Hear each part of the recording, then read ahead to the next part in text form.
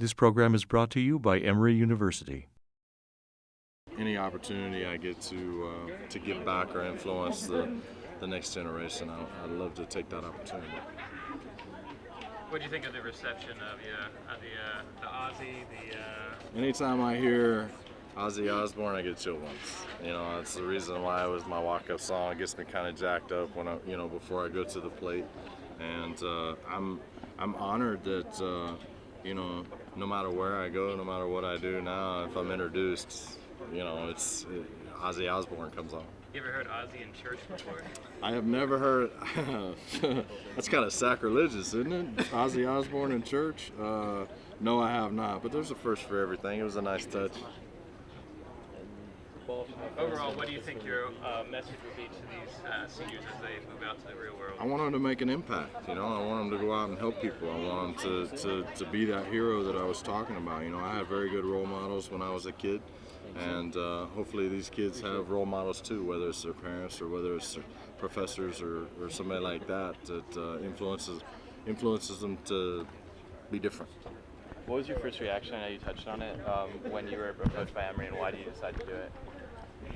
Well, it's a tremendous honor. When the graduating class was to have you come, that shouldn't be taken lightly. And quite frankly, I'm retired now. If I was playing baseball, I wouldn't have been able to do it, but I have the time. And I love talking to young people. I love trying to influence somebody here and there. Because if you can make a difference, you talk to enough people, you influence enough people, that's a really, really good thing. Yeah, and then you were talking about the fraternity of #1 overall picks. Have you gotten to know Justin Upton since he's joined the team? Oh yeah. We've played against each other. We were cordial when we played against each other. Now having him here, having both Uptons here is a tremendous opportunity for the Braves.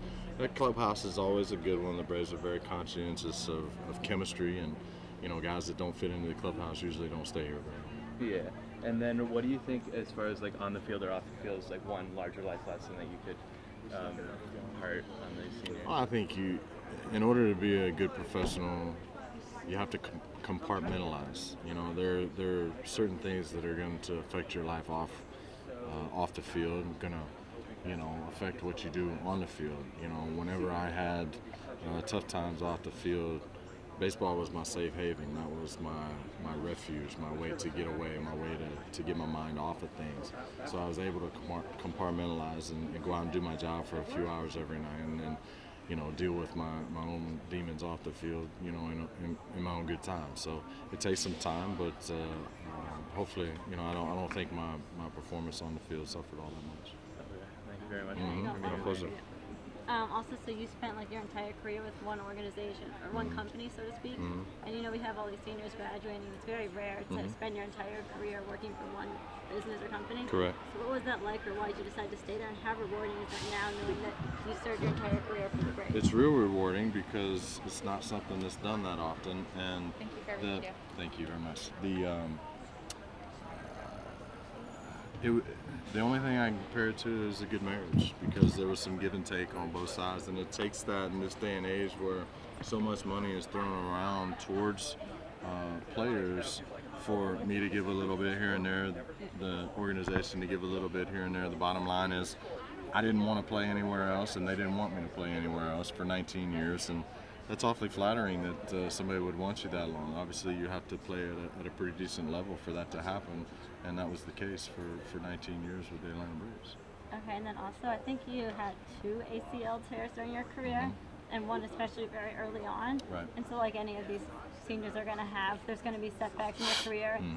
What would you say to how to keep your head up and keep going, get over Well, these yeah, bumps? that's certainly the most important thing. I mean, obviously, I had some major injuries during the course of my career, but it wasn't anything that I couldn't overcome if I set my mind to it. If I was diligent with my workouts and my rehabilitation, I knew that I would come back just as strong, whether I was 22 when it first happened, I was 38 the next time it happened. It was there was no difference in the mindset, and these kids will be the same way. They're tough, they're resilient.